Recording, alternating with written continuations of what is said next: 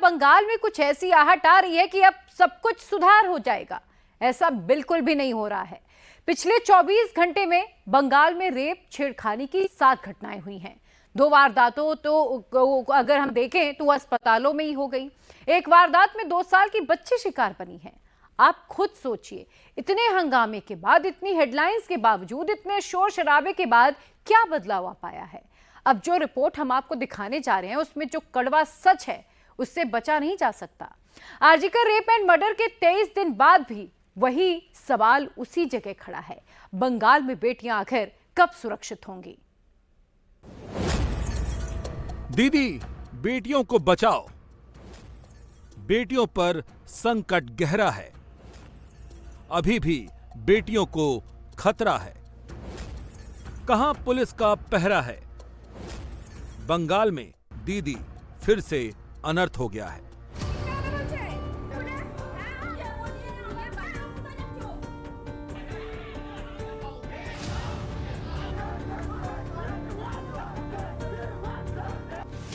तेईस दिन हो गए, कुछ नहीं बदला है। सिटी स्कैन के रूम में ले जाकर किस किया, डरा दिया और उसका पैंट भी खोल रहा था। बोलो क्या किया? पैंट खोला, बोले कभी तो वीडियो देखी हो।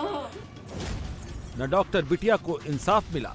যদি বাড়িতে বলিস কাউকে যদি বলিস তাহলে মোবাইল আমি তুলে রেখেছি, তাহলে আমি ভাইরাল করে দেবো। न डॉक्टरों का प्रोटेस्ट रुका, न पॉलिटिक्स रुकी। आज भी प्रोटेस्ट हुआ, पॉलिटिक्स हुई।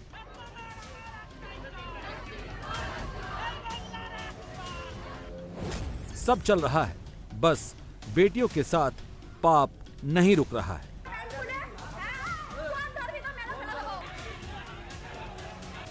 दरिंदों के भीतर न पुलिस का खौफ है, न सरकार का डर। बंगाल में बेटियों की जिंदगी हो गई है दूभर।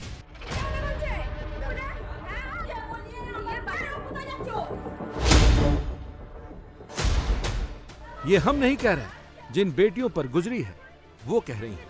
जिसकी बेटी के साथ अत्याचार हुआ है वो माँ बाप कह रहे हैं। पैंट खोला, बोले कभी तो वीडियो देखी हो। 24 घंटे में बंगाल में 5 जगहों पर बेटियों के साथ फिर से हैवानियत की कोशिश हुई। ये सभी बेटियां चीख चीख कर कह रही हैं, दीदी बेटियों को बचाओ। अभी भी बंगाल की बेटियों को खतरा है। इन हैवानों ने अस्पताल पर फिर निशाना बनाया। बीरभूम में अस्पताल के भीतर नर्स के साथ पाप की कोशिश हुई। हावड़ा में भी अस्पताल के भीतर सीटी स्कैन कराने आई एक बेटी के साथ छेड़छाड़ हुई। नदिया में एक दरिंदे ने सरेआम एक बच्ची को खींच लिया और रेप किया, फिर जान से मारने की धमकी भी दी।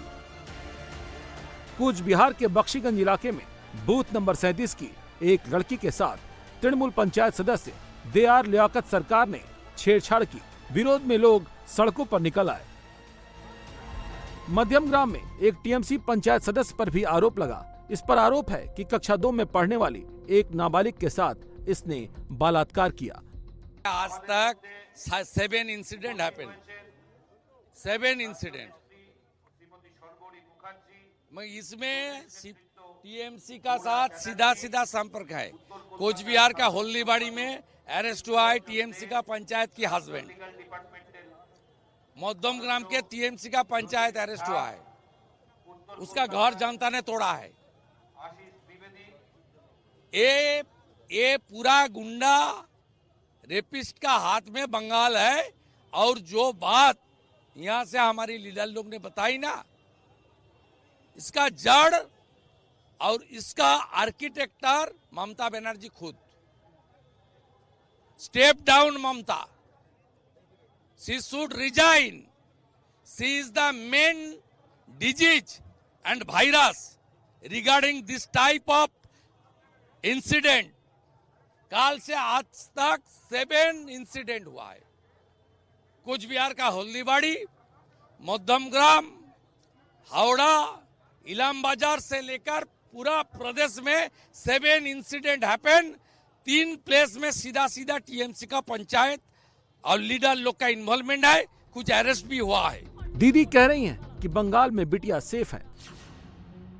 बीजेपी के मीडिया सेल के हेड कह रहे हैं, बिटिया बंगाल में टोटली अनसेफ हैं। ये सारी घटनाएं, ये सारे वीडियो बीजेपी के मीडिया सेल के हेड अमित मालवीय ने पोस्ट की हैं।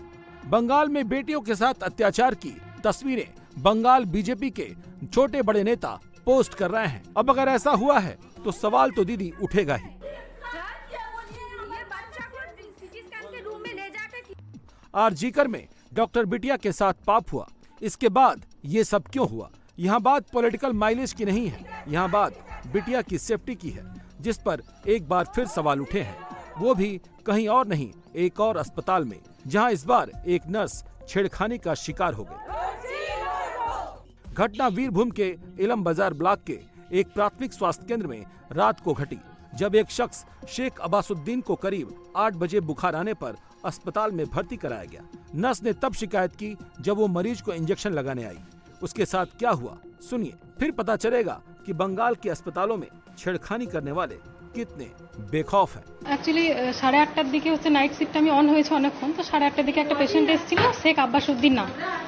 তো উনি ফিভার কমপ্লেন নিয়ে এসেছিলেন, তো ওনাকে একটা স্যালাইন এবং ইনজেকশন অর্ডার মানে ডক্টর লেখেন, তো আমি ওটা দিতেই গেছিলাম। পেশেন্ট ট্রলিতে ছিল, তো চ্যানেল করার জন্য গেছি, তো পেশেন্টের ডিরেক্টলি ওর বাড়ির লোক তো আছেই, কিন্তু ডিরেক্টলি পেশেন্ট এসে আমার পুরো ব্রেস্টটা একদম টাচ করলো এবং খুব বাজেভাবে। ঠিক আছে, ওটাই কমপ্লেন। এবার অবশ্যই আমি একজন মেয়ে, তো আমার তো এখানে সিকিউরিটি নিয়ে একটা প্রশ্ন এসেই যায়। আপনি কি এটা নিয়ে কমপ্লেইন করেছেন? হ্যাঁ করেছি। পুলিশে কমপ্লেইন করেছেন? হ্যাঁ করেছি, রিটার্ন কোথায় করেছি। কমপ্লেইন করেছেন একটু বলুন। আমাদের ইলামবাজার পুলিশ স্টেশন কমপ্লেইন করেছেন? কি অভিযোগ করেছেন আপনি? অভিযোগ ওটাই যে পেশেন্ট আমার সাথে মিসবিহেভ করেছে, এটা যেন আর কারোর সাথে না হয়। একটা অন ডিউটি স্টাফের সাথে এরকম হচ্ছে, তো আমার না হয় এটা সব অন্য কারোর সাথেও হতে পারতো, আমার জায়গায় অন্য কেউ থাকতে পারতো না। তো ওই কারণে নিরাপত্তা নিয়ে কি বলবেন? নিরাপত্তা অবশ্যই দরকার, আর ওই সময় তো কি আর বলবো, অবশ্যই দরকার। নাইট শিফটে ডিউটি করছে।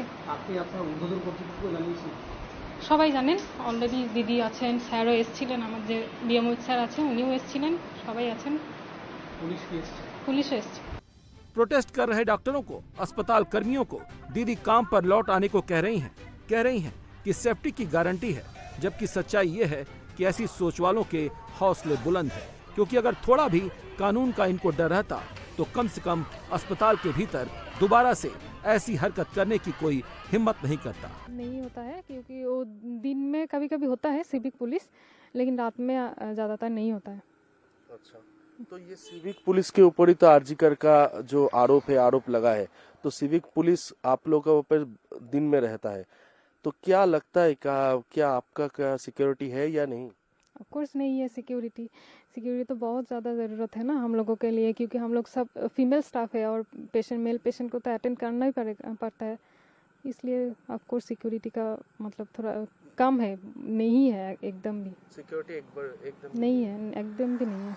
दीदी ये बताइए, सैटरडे नाइट को क्या हुआ था, कौन आया था आपके पास, क्या हुआ था, पूरी घटना थोड़ा बताइए। पेशेंट आया था। क्या नाम है उसका? उसका नाम है शेख अब्बासुद्दीन।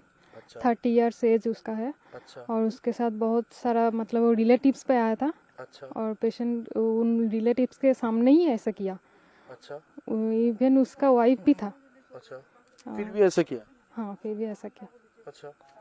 और उसके बाद हम लोगों का मेडिकल ऑफिसर था, उसने कंप्लेन किया फर्स्ट, तो पुलिस आया, हम लोगों का जो बीएमओएच सर है सर भी आया, और बाकी जो दीदी था सब लोग आ गया था। क्या किया आपके साथ? बदतमीजी? हाँ, मिसबिहेव किया, पूरा मेरा बॉडी में टच किया, बुरी तरह से टच किया।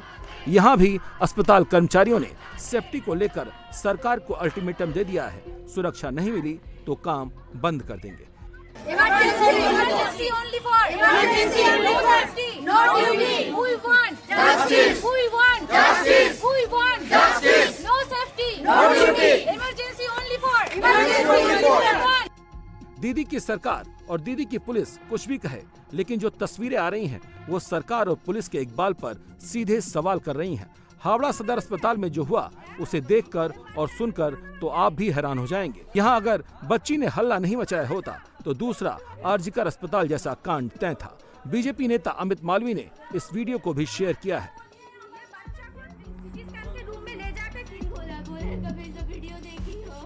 जिसमें अमित मालवीय ने बताया है कि हावड़ा अस्पताल में 13 साल की लड़की के साथ सिटी स्कैन विभाग में बड़ी वारदात होते होते बच गई, निमोनिया की शिकायत के लिए सिटी स्कैन कराने को बच्ची आई थी। सिटी स्कैन विभाग के कर्मचारी अमन राज पर लड़की ने आरोप लगाया है कि इसने यौन शोषण की कोशिश की। पूरी घटना का वीडियो अमित मालवी ने शेयर किया है।